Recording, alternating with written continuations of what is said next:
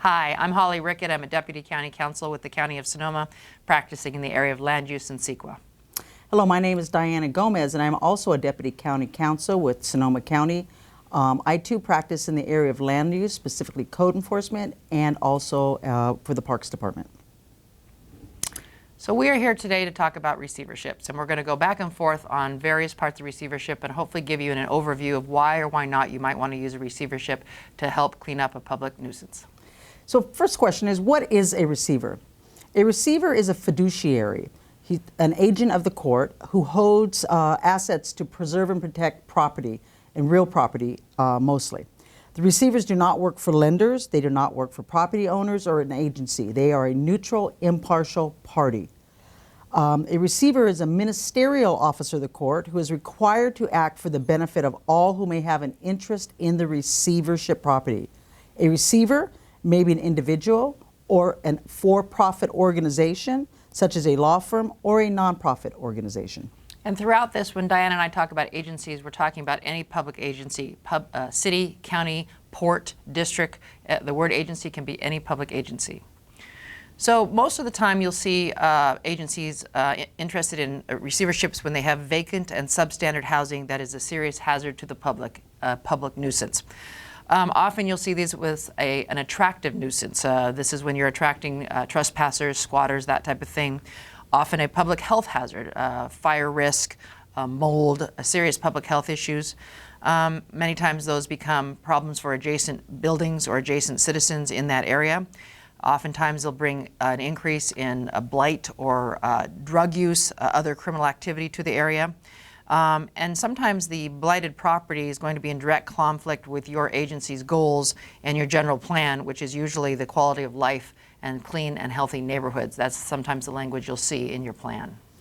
So when we're talking about what a blighted property is, you may see these around the neighborhood you live in, such as properties that are either vacant or that have housing on it, but have become junkyards. They may have an accumulation of trash, debris, refrigerators, burnt out cars, unregistered cars, or just the neighborhood area where everybody puts their old mattresses. You may see substandard dwelling units, such as a house that is caught on fire where the roof is caved in, or people that are living in houses that have hoarding conditions, or they're renting rooms in a house and the house has water damage, rats, vermin, mold, a number of issues that we see on a daily basis in a lot of these houses. And finally, again, you may see just an accumulation of junk and debris in neighborhoods that cause people to squat on the properties, that cause people to dump more trash and debris on the property, and causes squatting and criminal activity. So one of the things that Diana and I talked about is often people think, well, this isn't really for my city or county because I have very high-end property values, but we're finding and we know that these properties are everywhere in California, regardless of where you live or work. And so this issue of bringing a property into code compliance is something that every agency deals with. When you do have a property that you're thinking, oh, I need to bring, or we as an agency need to bring it into code compliance, you really have three options. One is to do nothing. Every agency has that discretion through the law. Secondly is to abate it or remediate it through an administrative process, which is usually set forth in your code, and it usually has something to do with an administrative hearing officer. Or you can go right into the judicial process and bring it right to court and bring a cause of action for, usually for public nuisance. However, if any of those options don't work for various reasons, then you might be starting to think maybe this is an abatement that I should use a receiver. One of the big bonuses of using a receiver is the funding of the abatement work, the cleanup, the compliance is paid for by the property owner, not paid for by the citizens of your district or agency. So when would a receiver be an option for a public agency?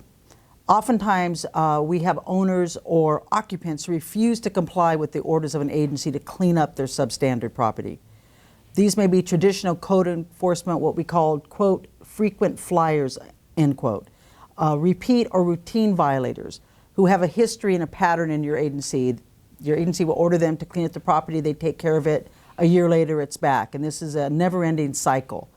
And it's just, there's no end in sight, so a receiver may be an option.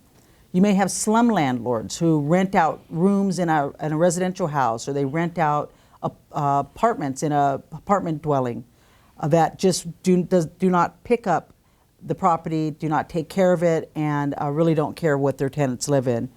And also the agency may have exhausted all of its administrative remedies, such as hearings or going to court, holding people in contempt to take care of the property. These people just won't comply. The other situation may be when you have someone, an owner, an occupant, who is unable to comply with your code. That's often people who are elderly, who have mental or physical disabilities. Some of them have lost control of the property. Often they're fighting over who owns the property. Sometimes people with hoarding tendencies, those type of folks are just unable to comply.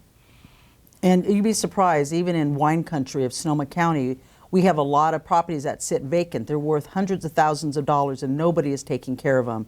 And many people are taking advantage of those properties. So why appoint a receiver? An agency has a power to regulate buildings and real property. They can order buildings vacated, repaired, or hire contractors to make, repair, demolish buildings, or clean up properties. An agency can manage the day-to-day. An agency does not have the resources to manage the day-to-day operations of a property or to take total control of a property like a property owner does. However, a receiver acts in the place of a property owner who cannot or will not act and is given all of the power and control that a property owner would have. So receiverships are something that you will be thinking, is this the right property for receiver? And those are all the type of things you would look at before you make that decision. If you decide to go forward, you've got two ways you can go about it through the law. The first is through the Code of Civil Procedure, Section 564. B3, which states that after a judgment, a receiver can be used to carry the judgment into effect, and also CCP 564B9, which states that in all other cases where it is necessary to preserve the property or rights of any party. So pretty broad language there. The other one that we would definitely highly suggest that you do in combination with the CCP section is the Health and Safety Code, Section 17980.7, and that is to bring substandard buildings into compliance. So what does a receiver actually do? You have problem property, you have one appointed. They take immediate and complete control of the property. They manage the property, they pay all the expenses for their property, such as the gas bill, the water bill, the property taxes. They prepare a rehabilitation plan and hire contractors, and they borrow money to pay for those expenses and rehabilitation through the issuance of receiver certificates, which are specifically loans granted to a receiver for this abatement. They may relocate tenants and pay relocation expenses, and they may collect and sell, they may sell the property to pay for those expenses. They are required to give monthly reports to all parties about where the money is going, and in the end, when everything is done, they ask the court to discharge them and provide the court with the final report. So who's going to pay for this cleanup? And oftentimes the abatement or the rehabilitation is very expensive. So through the Health and Safety Code that we mentioned, neither an enforcement agency, its officers, nor any city or county for which an enforcement agency may act is liable for those costs. So who is liable is the property owner. And Health and Safety Code 17980.7C15 states that upon the request of the receiver, a court may order that the property owner pay all unrecovered costs associated with the receivership, in addition to any other remedies. So at the end of the day, the bill is presented to the property owner saying, this is how much it costs to rehabilitate and bring your property in compliance. Can you pay it? If they can pay it, that's that. If they can't, and often they can't, then the property can be sold to pay those costs. You may think this sounds like a great prospect for your agency. However, there are disadvantages to getting receivers. Some of them are low property values. That can inhibit a receiver in getting a loan to fund the rehabilitation. The receiver fees can be a very expensive additional added cost and minimize the amount of equity left in a property that could be given to a property owner if the property is sold. That may make the property owner have very little money in which to relocate. And it could be a lengthy process. Oftentimes they are contentious. There may be mortgage companies involved and other parties who have an interest in that property. This is a very serious tool you'd be using if you use receivership, because ultimately that property may be sold to pay for the cost, and the property owner does not have a lot of control. However, the advantages are such that sometimes it is the only feasible way to abate a public nuisance. The agency doesn't have the resources to do it. Often the abatement work is not subject to an agency's contracting process through prevailing wages and public bidding, that type of thing. As we stated, the cost of receivership and the cost of the the cost of the cleanup is paid for by the property itself rather than public funds. Also, courts give receivers very much authority and flexibility to manage and abate the violations on the property. And you can see it being done. The community is very happy. These blights, these public nuisances are being cleaned up, and these are usually high-risk properties. Bringing them into code compliance is something the public's very supportive of. And often what we find as lawyers that the prospect of a receivership or the threat of receivership is a strong negotiating tool with the property owner. So we hope that answers your questions about receiverships in general and especially in regards to a public agency. Thank you for your time. Thank you very much.